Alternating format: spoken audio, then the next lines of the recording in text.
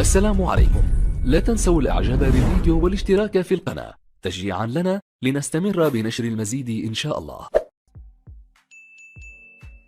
السلام عليكم ورحمة الله وبركاته. أهلا بكم مع موعد مباراة الزمالك القادمة مع فاركو في بطولة كأس مصر لموسم 2023 والقنوات الناقلة، وإليكم تفاصيل هذه المباراة ولكن بعد هذا الفاصل.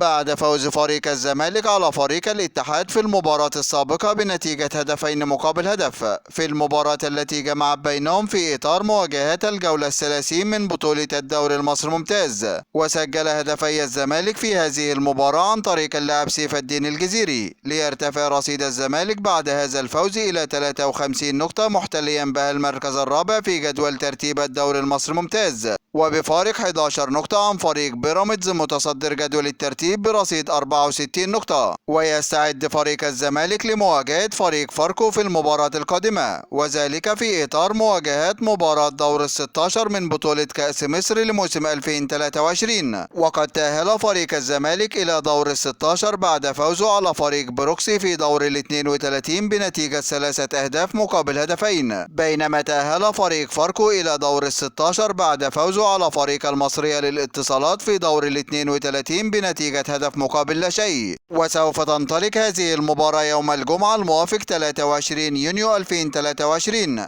23/6/2023 في تمام الساعة 7:30 مساء بتوقيت تونس والمغرب والجزائر، 8:30 مساء بتوقيت السودان وليبيا وفلسطين، 9:30 مساء بتوقيت مصر والسعودية وقطر والعراق واليمن وسوريا، 10:30 مساء بتوقيت الإمارات وعمان. وسوف تقام هذه المباراة على ملعب استاد القاهرة الدولي، وسوف تنقل هذه المباراة عبر قناة أون تايم سبورت. هذا كل ما لدينا عن موعد المباراة، وانتظرونا في موعد مباريات قادمة بإذن الله تعالى، ولا تنسوا دعم الفيديو بلايك والاشتراك في القناة وتوقع نتيجة المباراة في التعليقات أسفل الفيديو. دمتم في أمان الله، والسلام عليكم ورحمة الله وبركاته.